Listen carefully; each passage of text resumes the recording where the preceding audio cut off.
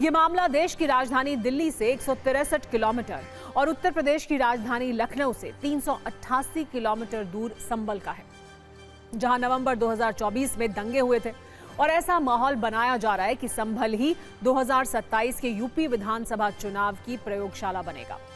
इसी प्रयोगशाला का एक नाम अनुज चौधरी इन दिनों काफी चर्चा में है। अनुज चौधरी की चर्चा की वजह है लोकल कोर्ट का एक आदेश, जिसमें संभल दंगे के एक मामले में उन पर एफआईआर दर्ज करने के लिए कहा गया है।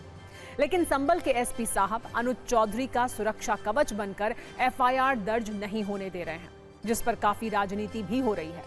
हमने इस पर सत्ता की एक कुंजी तैयार की है, जिससे आप ये समझ पाएंगे कि संभल कैसे 2027 के चुनाव की प्रयोगशाला है और अनुज चौधरी पर अब तक एफआईआर क्यों नहीं हुई है। दरअसल इस पूरे मामले की शुरुआत नवंबर 2024 से हुई, जब संभल की जामा मस्जिद सर्वे के दौरान हिंसा हुई। आरोप है कि इसी हिंसा के दौरान अनुज चौधरी की अगुवाई में 24 वर्ष के आलम नाम के युवक को गोली मारी गई। दावा है कि आलम पापड़ बेचने के लिए बाजार गया था, तभी जामा मस्जिद के पास पुलिस कर्मियों ने उसे गोली मार दी। आलम के पिता यामीन ने कोर्ट में एफआईआर दर्ज करने के लिए याचिका दायर की। कोर्ट में दावा किया गया कि आलम को पहले गोली मारी, फिर उसी के खिलाफ एफआईआर दर्ज की गई।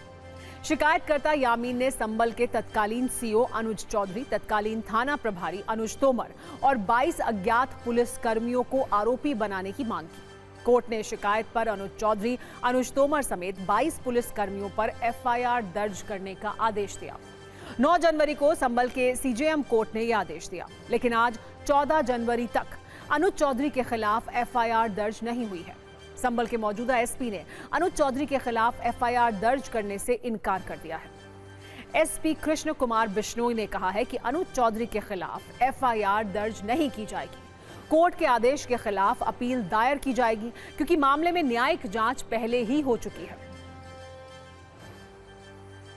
घटना के समय वहां पर सीओ क्षेत्राधिकारी जो थे अनुज चौधरी और अमित तोमर, 2 व्यक्ति नाम दर्ज हैं। उनके अलावा 15-20 पुलिसकर्मी थे।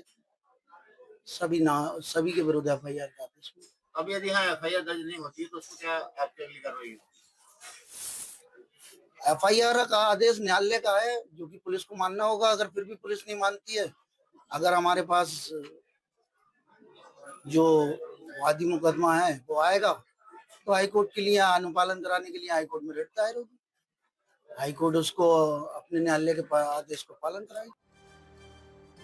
जिस अनुज चौधरी पर एफआईआर दर्ज करने की मांग है, वो वर्तमान में फिरोजाबाद में अपर पुलिस अधीक्षक यानी एएसपी ग्रामीण के पद पर तैनात हैं, जबकि अनुज तोमर वर्तमान में संभल जिले की चंदौसी कोतवाली के प्रभारी हैं। इस पूरे मामले का फ्लैशबैक 19 नवंबर 2024 का है, जब वकील हरि शंकर जैन और विष्णु शंकर जैन समेत हिंदू याचिकाकर्ताओं ने संभल जिला अदालत में एक मुकदमा दायर किया था। इसमें दावा किया गया था कि शाही जामा मस्जिद पहले से मौजूद हरिहर नाथ मंदिर के ऊपर बनाई गई है। उसी दिन अदालत के आदेश पर एक सर्वेक्षण कराया गया था, जिसके बाद 24 नवंबर को दूसरा सर्वेक्षण किया गया।